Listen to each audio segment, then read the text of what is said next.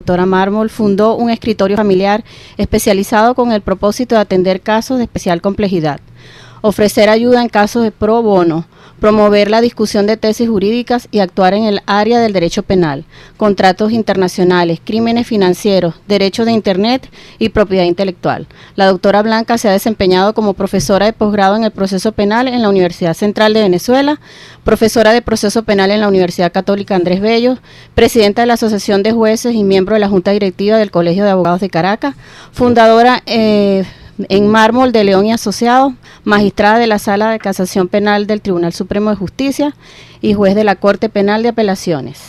Bienvenida, doctora. Gracias, muchas gracias. Mientras hablabas todo eso que dijiste, yo repasaba mi vida prácticamente. Bueno, y aquí estamos y seguimos luchando por la justicia. Bueno, bien, ese es el objetivo. La doctora Blanca Rosa vino en otra oportunidad a este programa y estuvimos hablando con ella cosas bien importantes. En ese momento todavía no estaba la tesis de la constituyente por parte de la que propuso el presidente de la República, y ella abanderaba un grupo de venezolanos que se habían unido pues en promover precisamente que una salida al problema que se tenía en Venezuela era la convocatoria a una Asamblea Nacional Constituyente.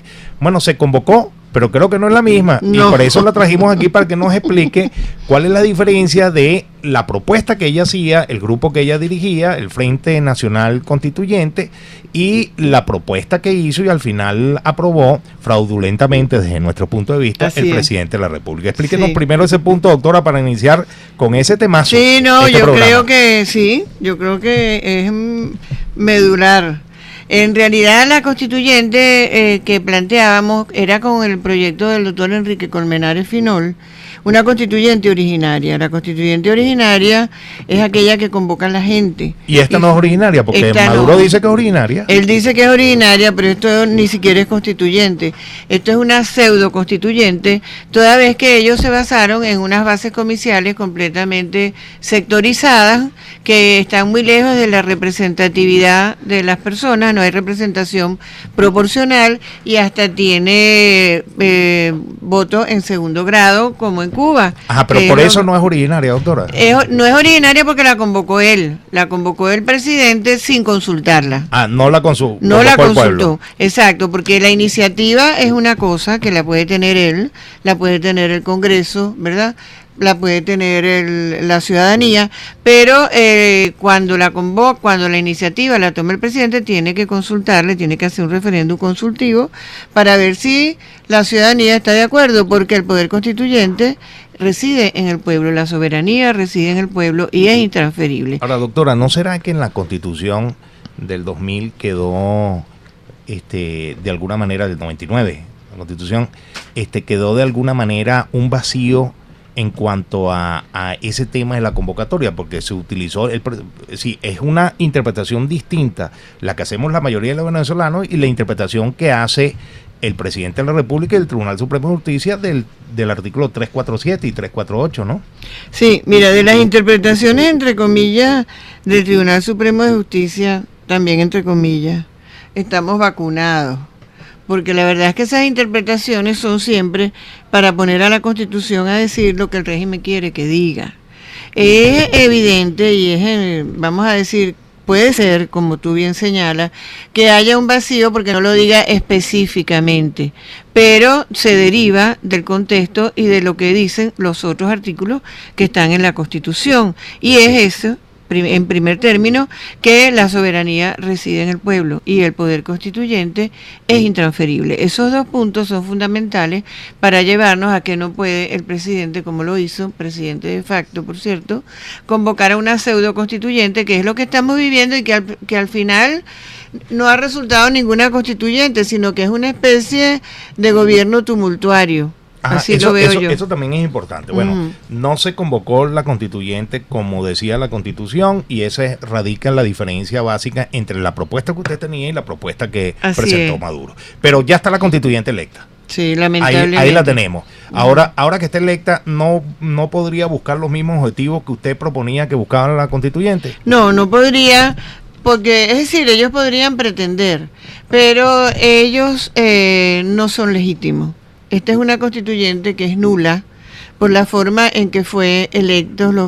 Tiene una falla de origen, como dice. Tiene una falla de origen. Entonces, todas sus actuaciones son también nulas en consecuencia. Nosotros hicimos un referéndum, demostración de civismo a nivel internacional, en el cual todos los demócratas rechazamos esta constituyente y sin embargo ellos siguieron adelante, yo creo que con más fuerza y con más ahínco, porque es lo que caracteriza el régimen dictatorial.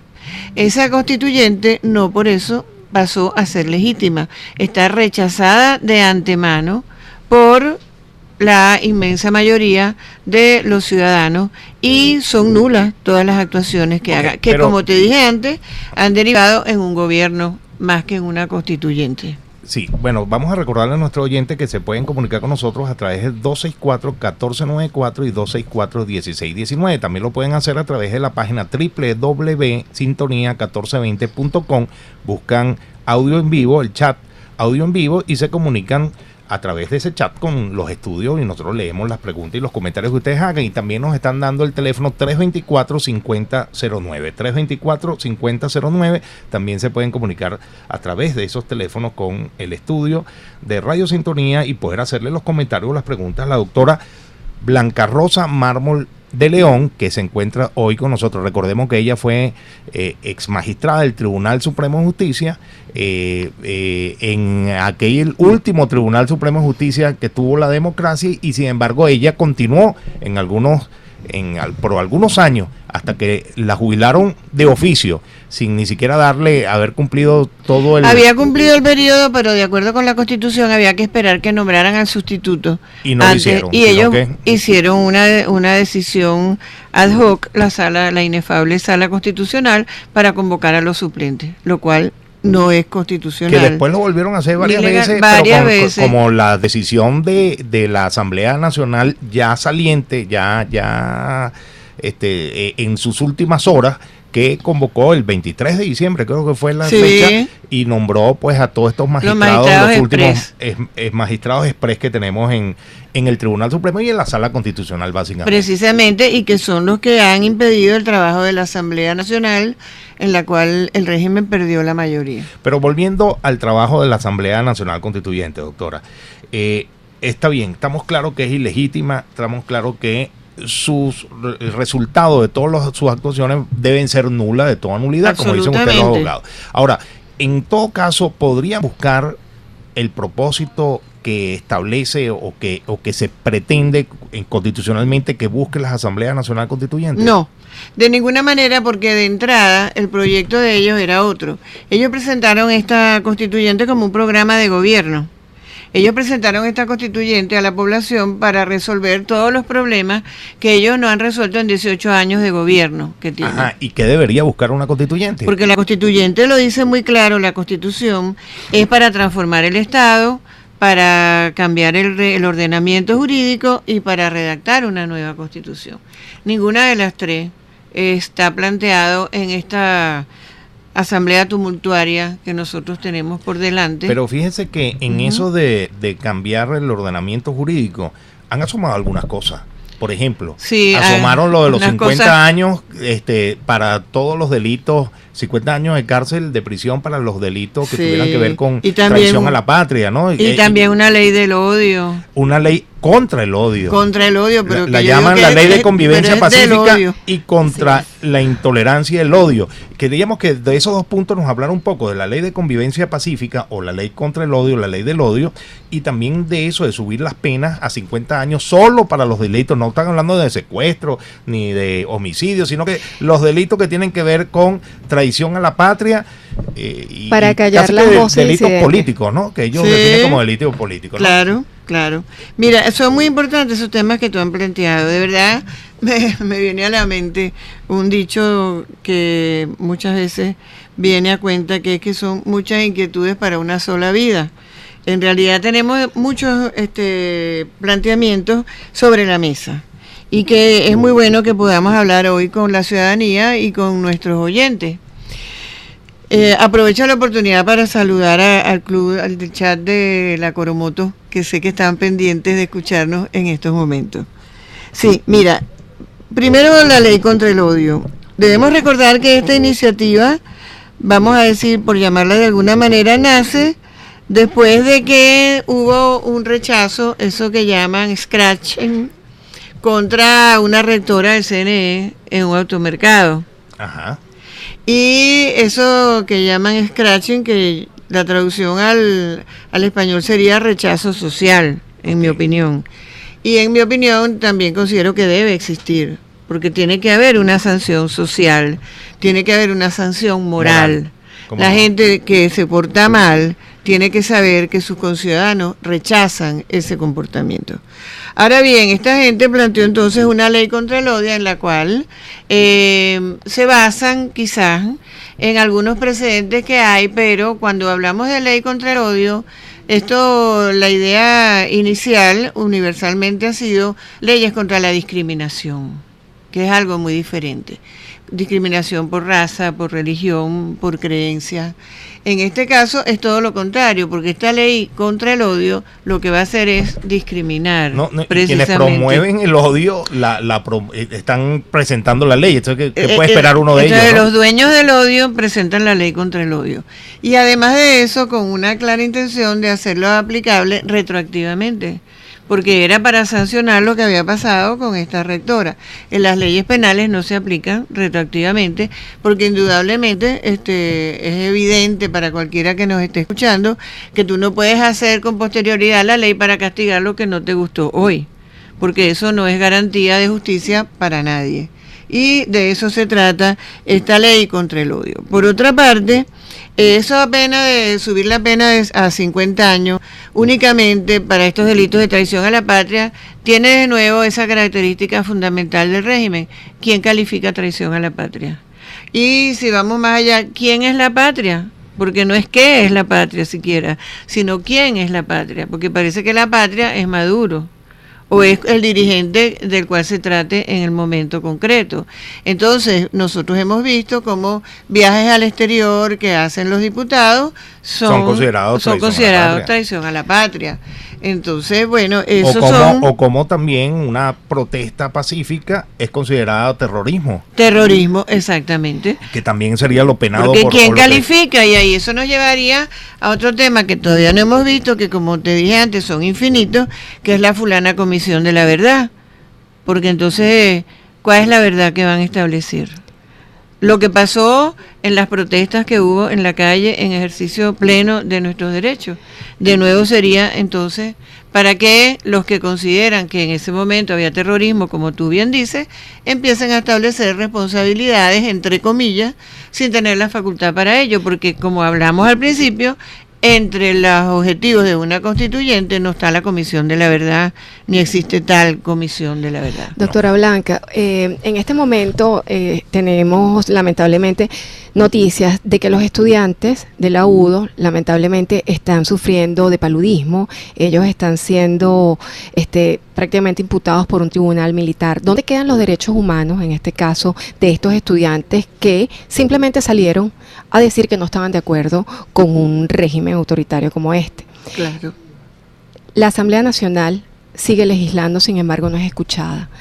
¿Qué podemos hacer nosotros como venezolanos? En este caso usted que sabe de la materia. Sí, fíjate, yo tengo aquí anotado, mientras tú hablabas de una conversación de ayer, que la desobediencia civil es el único recurso contra la constituyente, o vamos a decirlo, contra la constituyente comunal, como debe ser llamada, o pseudo constituyente. O la fraudulenta. O la fraudulenta, o espuria, porque eso no tiene nada de constituyente. Anticonstituyente. Así es.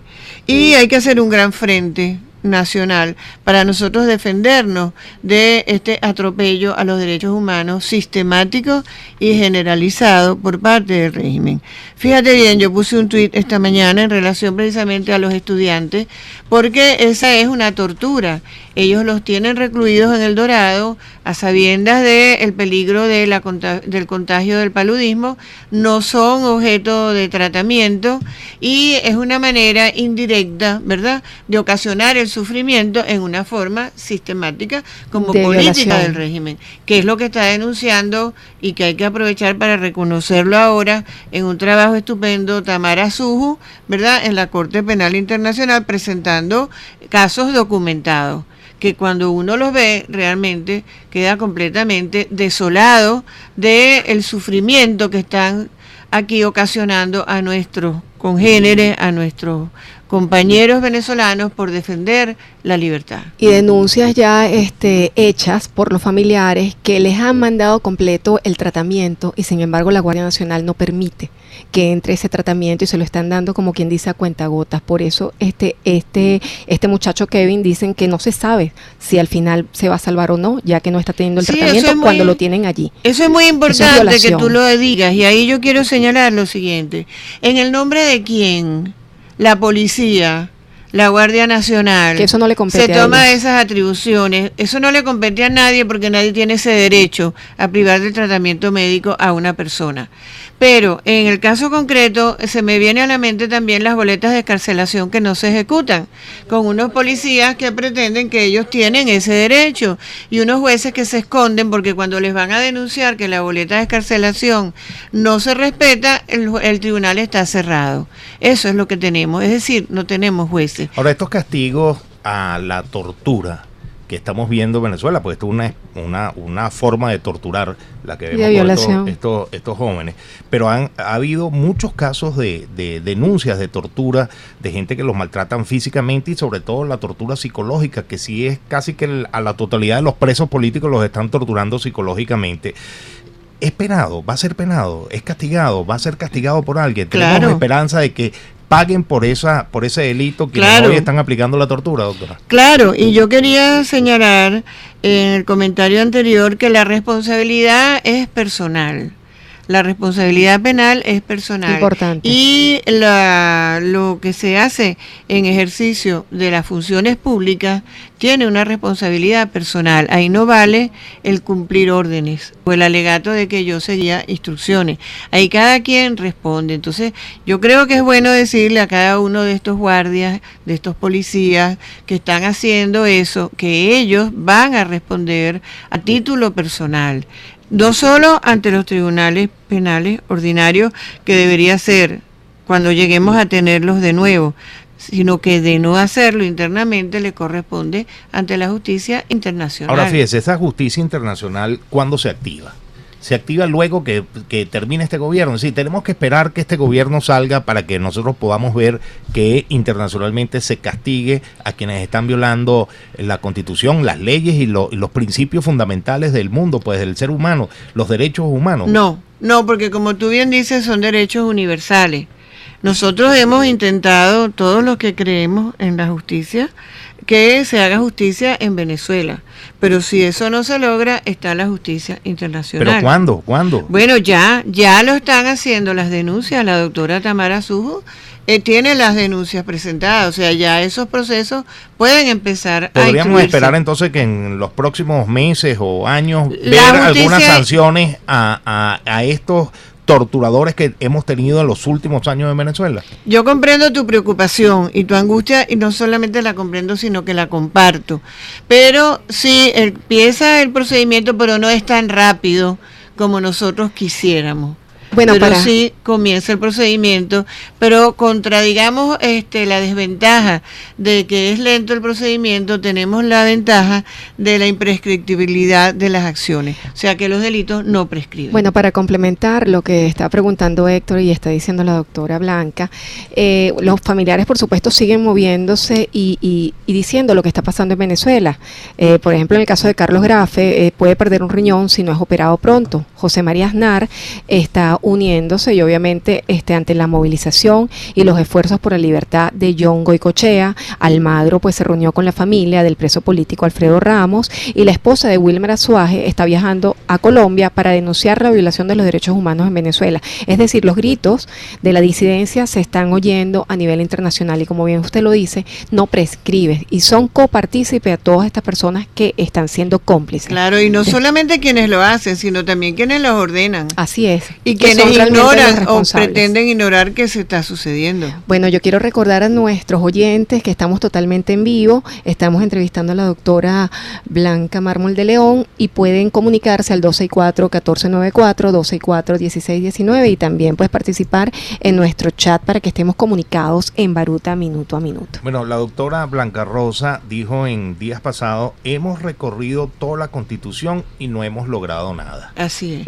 Y hoy nos acaba de decir que la única manera es aplicar el 350, doctora. Bueno, eso ya lo dijimos, nos convocó la Asamblea, creímos en eso, yo creo firmemente en eso, porque la Constitución, es como yo digo, a nosotros se nos terminó la Constitución, la recorrimos íntegra, llegamos al final, el último artículo es el 350, y ese artículo dice que se desconocerán las autoridades o el régimen que vaya contra los derechos humanos y contra la democracia. Ese es el retrato hablado de este régimen. Y nosotros dijimos también, cuando empezamos en abril las protestas en la calle, que ya habíamos llegado a ese momento y que desconocíamos las autoridades y por eso estábamos en la calle protestando contra eso. Y el 333, doctora, también es parte. Y lo recordamos, además, votado por la gente el 16J. Exacto, fue en una de un las acto cosas maravilloso de expresión ciudadana en el que todos concurrimos y nos pusieron 3 preguntas, que en realidad la pregunta tenía que haber sido una sola. ¿Rechaza usted la constituyente espuria convocada por el régimen? Esa era la pregunta. que fue la primera pregunta. Esa fue la que propuso la Alianza Nacional Constituyente. Pero luego para que se hiciera, hubo pero luego le agregaron 2. una que tenía que ver con las Fuerzas Armadas. Fuerzas Armadas y otra con un gobierno de acuerdo nacional. Sobre eso queríamos que nos hablara después de este breve corte que vamos a hacer para los comerciales de la emisora y volvemos entonces con la doctora Blanca Rosa Mármol de León, que nos va a hablar de las 3 preguntas y de las acciones que hay que tomar por parte de la Asamblea Nacional y por el pueblo para hacer cumplir el mandato del 16J. Ya volvemos con su programa Baruta Minuto a Minuto.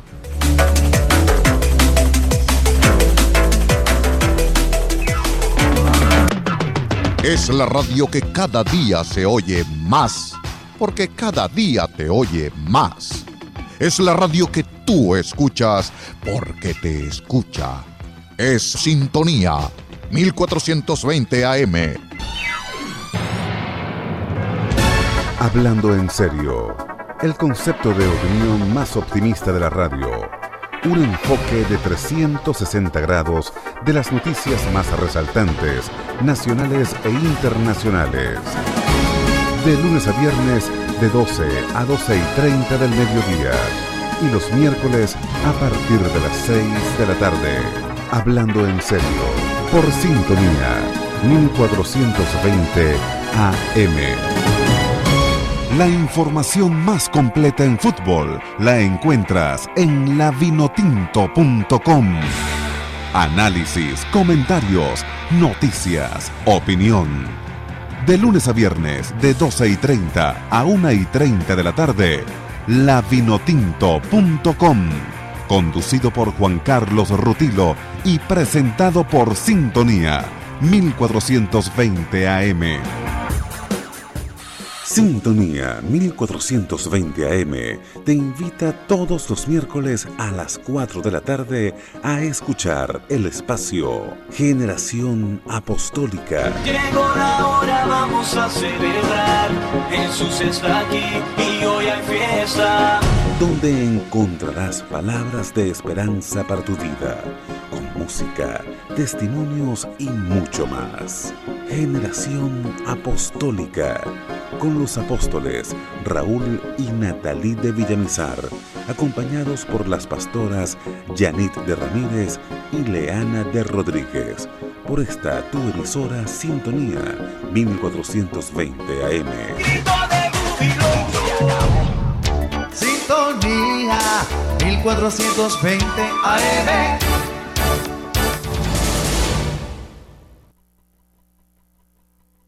Está disfrutando de Baruta Minuto a Minuto. Ya regresa.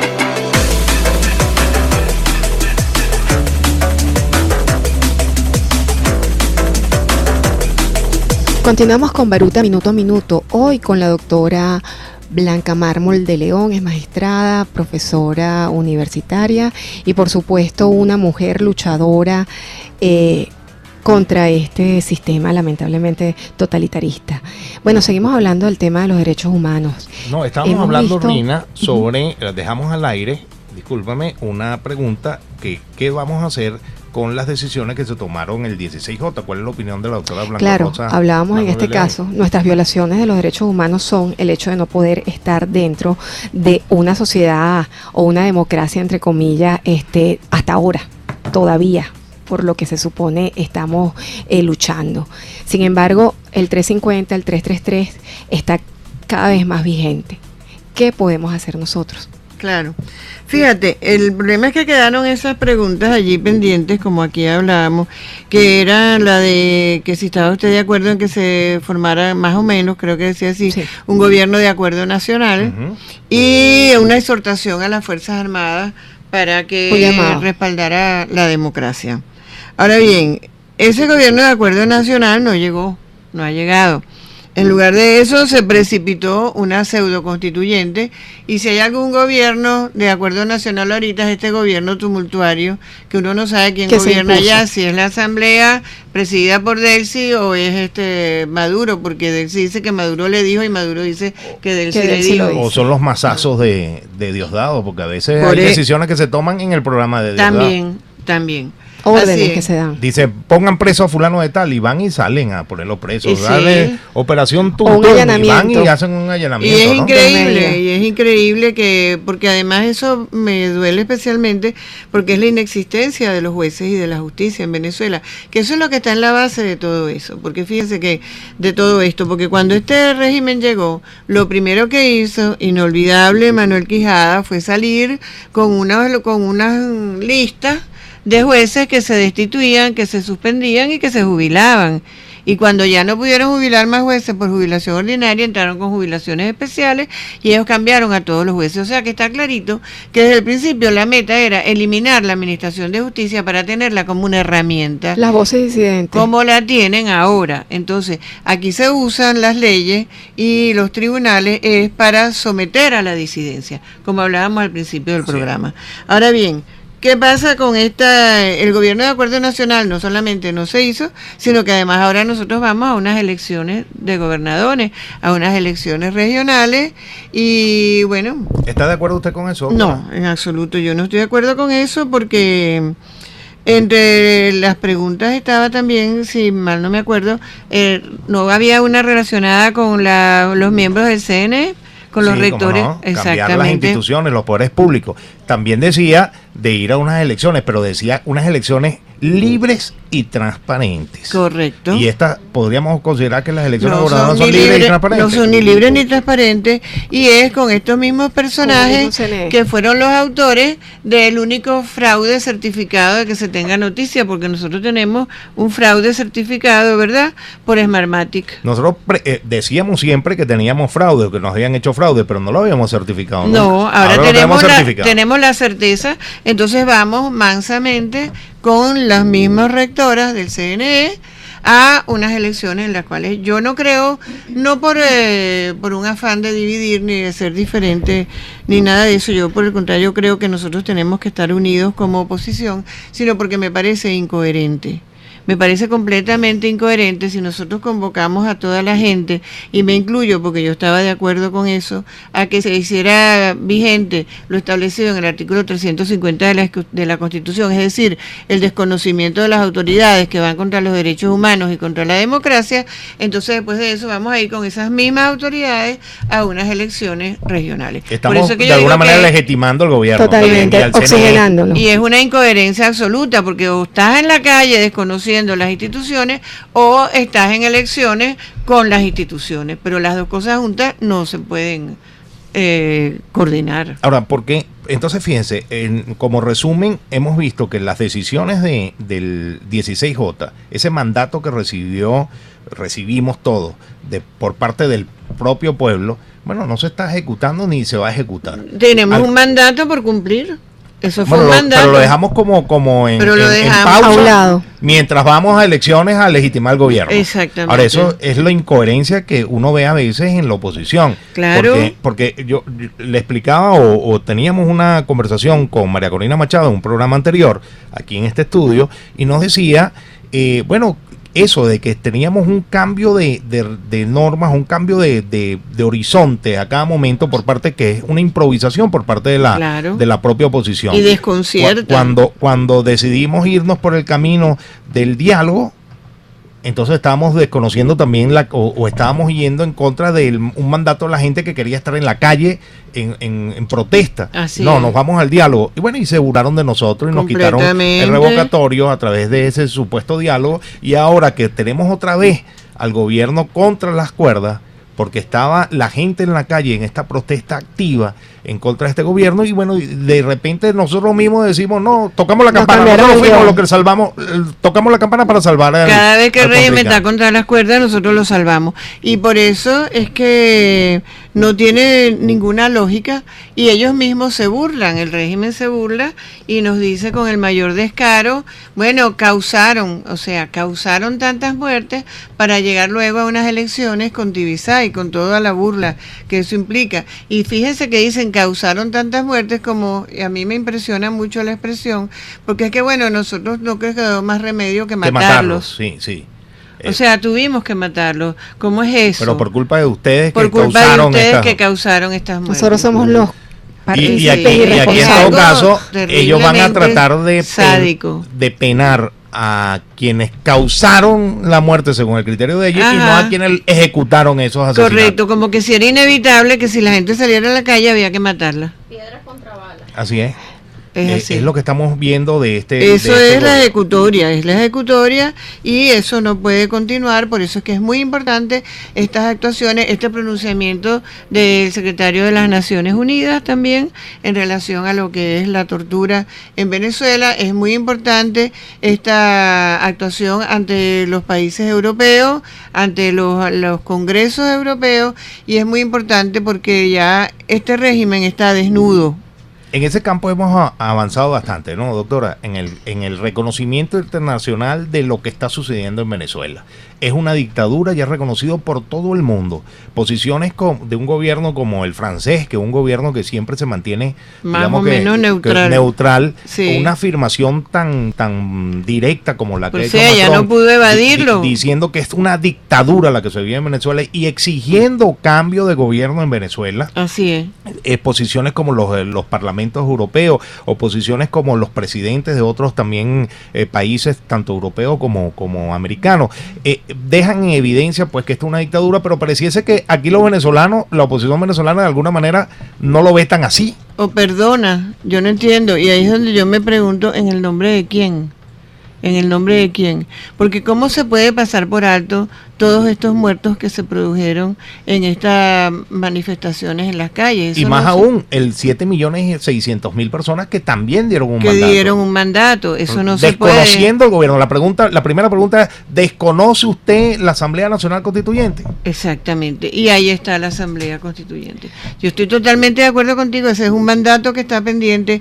Yo pienso que hay que rechazar todas las actuaciones de esta constituyente espuria, que no es sino un gobierno tumultuario, no vacilo en decirlo, y además de eso yo creo que estas regionales ignoran un hecho muy claro, sin pretender saber más que los demás, Dios me libre, pero si es una constituyente que ya dijo Maduro que iba a estar 2 años, en 2 años esa constituyente puede cambiar la constitución para despojar de todas las facultades a los presuntos gobernadores que podamos obtener en estas pseudoelecciones que estamos llevando a cabo. Entonces son 2 años que tienen para dejar sin dinero a las gobernaciones, para cambiarle la circunscripción dentro de la cual ejercen su mandato, es decir, para despojarlo de todo lo que constitucionalmente le corresponde. Me faltan 2 casos para preguntarle, doctora, antes de dar paso a las preguntas y comentarios que ya nos empezaron a llegar. Se corrigió lo del internet y ya tenemos bastante reiniciamos comentarios por parte de nuestros oyentes, pero tenía que preguntarle sobre el caso de la fiscal, la destitución de la fiscal general de la República. Usted dijo en un artículo que leí hace unos días una opinión que daba de que por supuesto no podía ser destituida en la forma que fue destituida posteriormente, porque el único que tiene la competencia es la Asamblea Nacional. Sin embargo, fue destituida la fiscal, hoy está, digamos, en el autoexilio, se tuvo que ir. antes de que la pusieran presa, porque iba a ir presa. Iba a ir presa. ¿No? Iba a ir presa, además, cuidado si no torturada, como han hecho con casi todos los presos políticos. ¿Cuál es su opinión en cuanto al caso de la fiscal? Sí. Mira, la fiscal, como dije yo, en el momento que ella afirmó que se rompió el hilo constitucional con aquellas dos nefastas decisiones de la Sala Constitucional que pretendían ir contra la inmunidad parlamentaria y pretendían también, además de decidir legislar, ella... Cosas que al final lo lograron. Lo lograron. Dos cosas, pero ahora a través de la constituyente. A través de la constituyente. Es como aquello cuando a Chávez se le rechazó en referéndum algunas atribuciones, algunas decisiones y después las logró. Las metió como reforma constitucional. Sí, y volvieron a hacer lo mismo. Y un acuerdo en la reelección indefinida. Así es. ¿Te acuerdas? Y volvieron a hacer entonces lo mismo. Algo que fue rechazado en la calle y que tuvo que echar para atrás el gobierno, al final lo lograron. Lo metieron de otra manera. Sí. Bueno, volvamos con el punto de la fiscal general. Entonces la fiscal tuvo, como dije yo en su momento, un despertar súbito, porque ella tenía 10 años ahí y ella estaba un sueño profundo. En un sueño profundo, en un letargo. Ella responde por la prisión de Leopoldo López, por Antonio Ledesma, por todos nuestros presos políticos. Ella está detrás de todas esas imputaciones por la libertad de conciencia, por disentir. Ella es responsable de todo eso. Ahora bien, es bueno que lo diga, doctora, para que quede claro que no es que estamos olvidando. Así es. Hay cosas que también ella tiene que pagar por eso. Tiene responsabilidad. Pero qué bueno que despertó. Bueno, y entonces por eso yo digo que se respaldan las actuaciones, pero no la persona. Una cosa es respaldar las actuaciones que ella haga y ha hecho ajustadas a derecho, y otra cosa es canonizarla por eso. Ciertamente. Como han pretendido. Dejando eso claro, por supuesto que hay que decir que ella no fue destituida de conformidad con el procedimiento constitucional, que para eso utilizaron de nuevo convenientemente al Tribunal Supremo de Justicia, que no es sino una herramienta del régimen para hacer, toda la represión que hace normalmente contra quienes creemos en la democracia. Ahora bien, eso que ella está haciendo, ese trabajo, indudablemente es bueno, tendrá una resonancia. Internacionalmente ha puesto al descubierto muchos casos de corrupción, pero todavía yo me quedo, vamos a decir, con el gusto a poco, que no la veo hablando con la misma fuerza contra lo que nosotros hemos estado hablando aquí, que es la tortura en Venezuela. Yo creo que eso tiene que ser llevado internacionalmente al punto del escándalo, porque eso tiene que parar. La tortura en Venezuela tiene que cesar. Bueno, como también hay que decir que no habló con suficiente fuerza cuando decisiones tomadas por los tribunales eran rechazadas por el SEBIN, por ejemplo, que no soltaba liberaciones, con carta de liberación de presos y una policía que entonces se autoerige en juez y puede más que el juez. Y siguen presos, exactamente. Ya John Goycochea tiene casi un año, ¿no? Un año preso con la boleta de excarcelación. ¿Y dónde estaba la fiscal en todo ese año? ¿Dónde estaba? Exactamente, esa es la pregunta. Por eso es que yo digo que se apoyan las acciones que vayan en beneficio de la recuperación de la democracia, pero yo creo que ella no quiso enterrarse con el régimen. Esa es mi opinión. Ahora, fíjense, ella está en el mundo librando también una batalla, mostrando algunas pruebas, hasta ahorita muy pocas de verdad. Yo creo que lo ha llevado o es una estrategia o no tendrá toda la documentación a sus manos, pero ha ido soltando algunas perlitas sobre algunos casos emblemáticos. El caso, por ejemplo, de Odebrecht, del cual no había dicho ni media palabra. Nada, y donde en el mundo se sabe y ya hay juzgados y penados y están condenados por la corrupción en Odebrecht, pero todavía ella aquí en Venezuela, donde los propios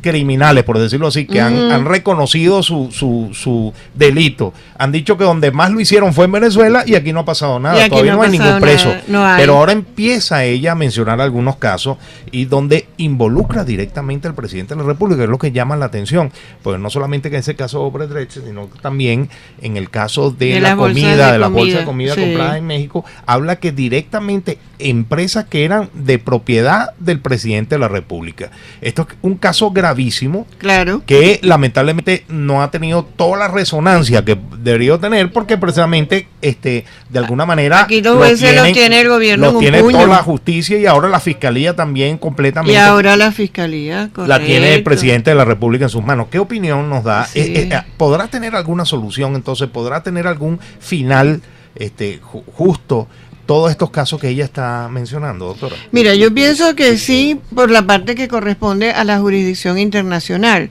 porque indudablemente ahí no están inmersos solamente autores aquí en Venezuela, sino en todo el mundo, y hay una lesión de derechos patrimoniales y de toda índole en diferentes países, y en esos otros países indudablemente irán a actuar. Ahora bien, eso no es fácil aquí en Venezuela, porque aquí en Venezuela no hay independencia de los tribunales, los jueces no son autónomos, en Venezuela los jueces tienen miedo, y el único poder legítimo que en Venezuela existe hoy en día, existe a duras penas, es la Asamblea Nacional, con todas las limitaciones y los atropellos de que son víctimas nuestros diputados. Por ellos son nuestro único poder legítimo, y nosotros tenemos que apoyarlo, porque ellos responden a la elección de 14 millones de personas. Muy bien. Bueno, vamos a darle paso a las preguntas. A todos los comentarios. ¿Cómo no? Y preguntas. Dice, qué importante, Diana nos dice, escuchar a la doctora Mármol de León, porque de manera muy sencilla explica correctamente desde el punto de vista legal. Nos dice Saverio, a mí me duele mucho que el derecho cada día se pone más cuesta arriba, porque no se cumplen las leyes, tenemos muchas, peor, o muchas, sí, ¿cuáles se cumplen? No entendí cómo hace la pregunta, pero en todo caso ese fue Saverio. Ajá. Pero ¿de qué nos ha servido todo esto? Ahí se llenan la boca diciendo que lograron la paz en el país y seguimos peor que antes. Estamos pelando, no hay medicina. La policía, la Guardia Nacional, supongo, es la que asalta el agua en las calles, desmarcando, o debe ser cayéndose, desboronándose las casas, faltando. No tenemos ni para comer. Esto nos llaman o nos dicen desde el 23 de enero. Chuo, ese fue Chuo, el que escribió. Y ahora Suárez nos dice, recuerden que antes también las leyes venían en decadencia. ¿Se acuerdan que existía el tribunal de algunos, o la tribu de algunos políticos?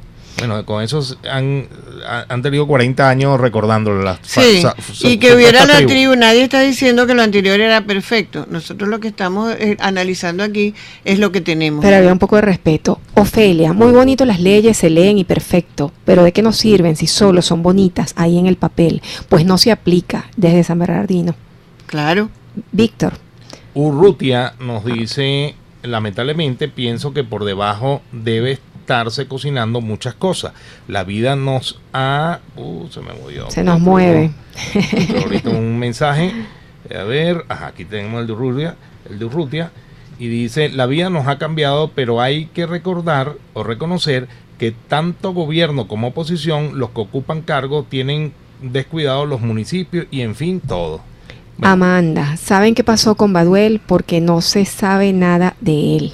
Ya se supo, ¿no? Algo de los hijos lo vieron. Aparentemente lo vieron. Sí, lamentablemente pues está aislado. En la tumba, ¿no? En la tumba lo tienen. Así tal cual. Aislado y todo el que está en la tumba está torturado. Porque eso es una tortura psicológica la que se aplica ahí, física también. Que es inadmisible. La tortura blanca le dicen, algo así. Es inadmisible que nosotros podamos hablar de semejante cosa aquí. Como la Seguridad Nacional. Sí, como pareciera la Seguridad que estamos Nacional. con otro nombre.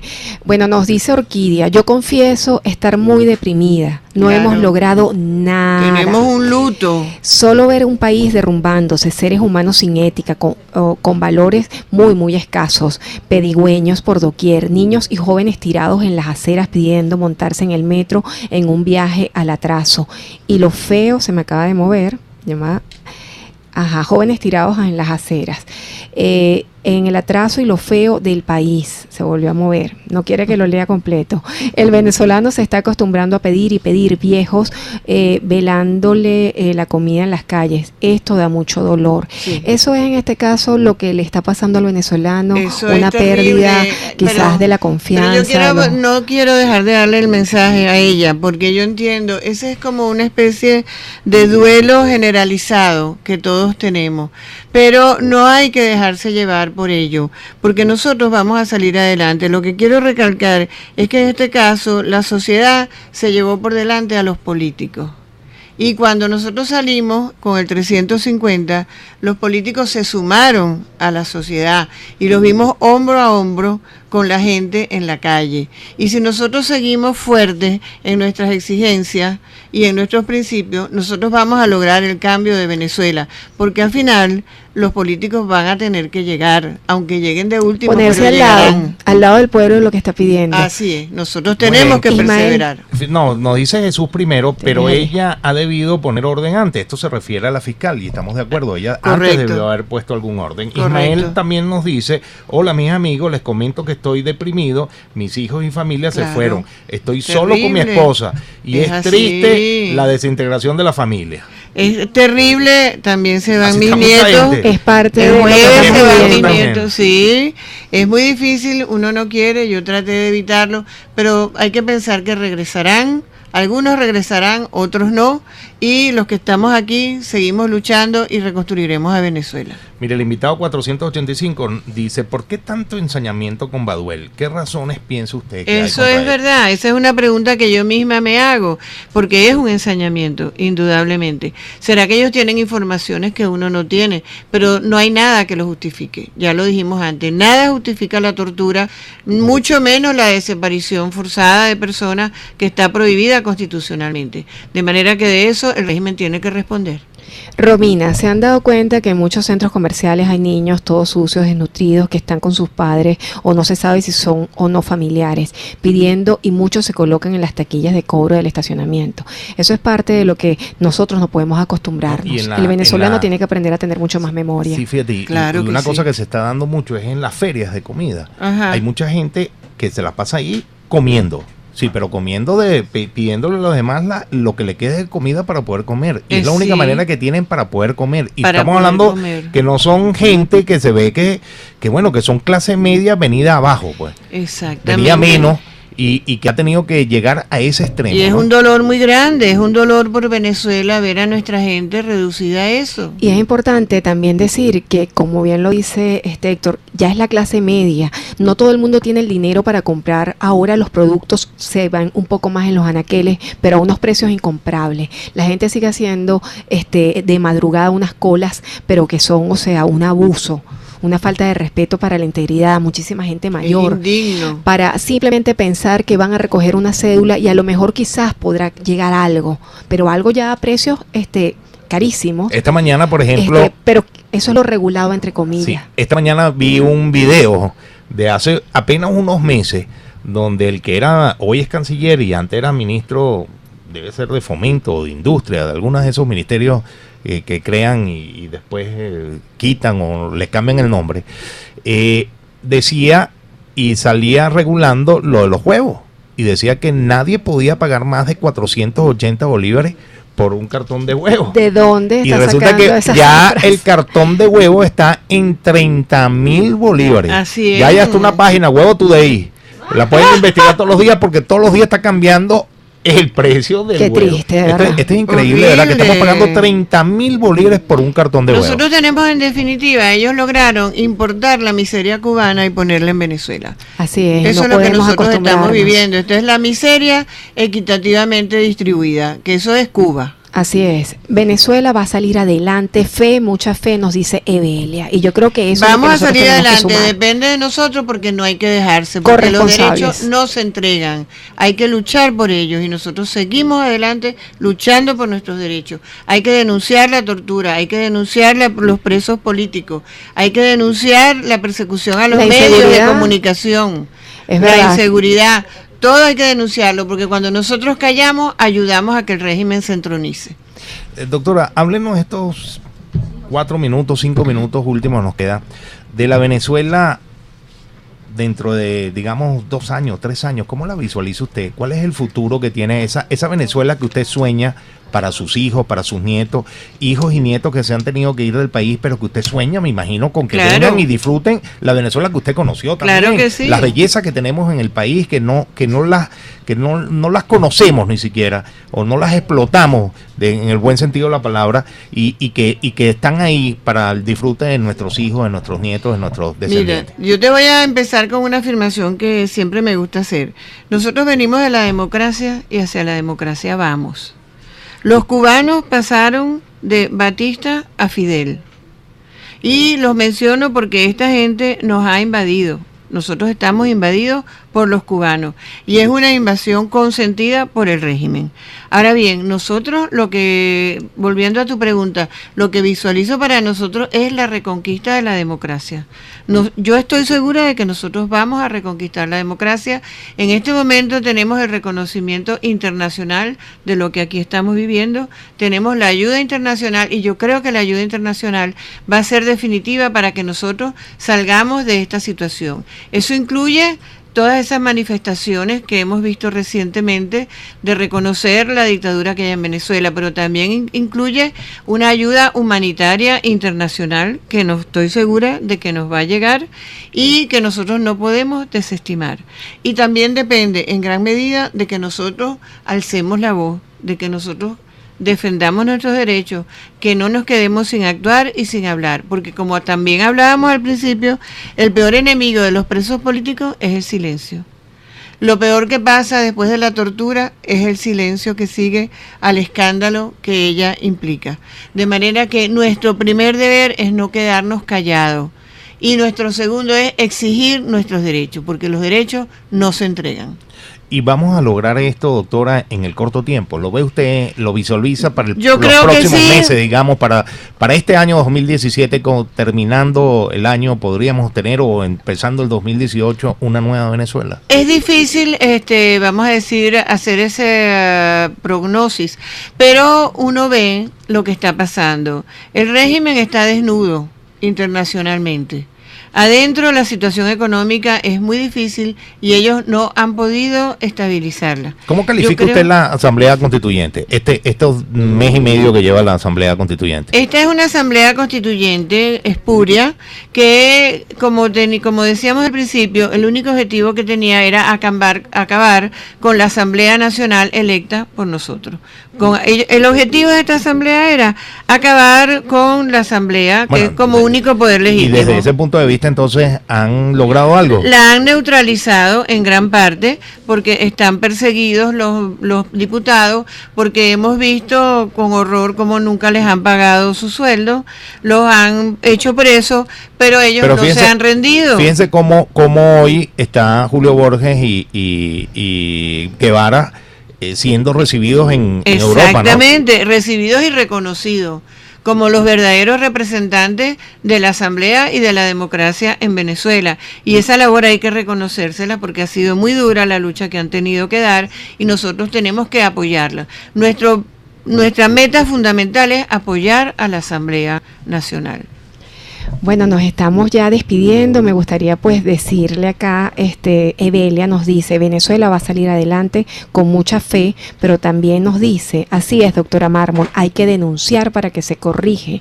Entonces lo que se vislumbra es que vamos a conseguir la libertad y el respeto a nuestros derechos humanos y a tener calidad de vida como Correcto. antes, Es así. con la verdadera democracia. Luchar contra el silencio. Es así. Bueno, queremos dar nuestras redes sociales, @BarutaAminuto, @UrguellesBaruta, @RinaHO3131 y por supuesto nuestra cita es el próximo miércoles totalmente en vivo. Estuvimos bajo la presidencia de la doctora Ana Mireya Obregón, en la producción general de la emisora por Toti López Pocaterra y por supuesto en la magia de los controles el Mago Martínez, en la asistencia de producción Charo Pérez y nuestro querido Héctor Urgelles en la moderación del espacio y esta servidora Rina Hernández. Venezuela, mucha fuerza porque vamos a salir porque adelante. Hay muchos venezolanos que te queremos. Así es. Los queremos. Chau.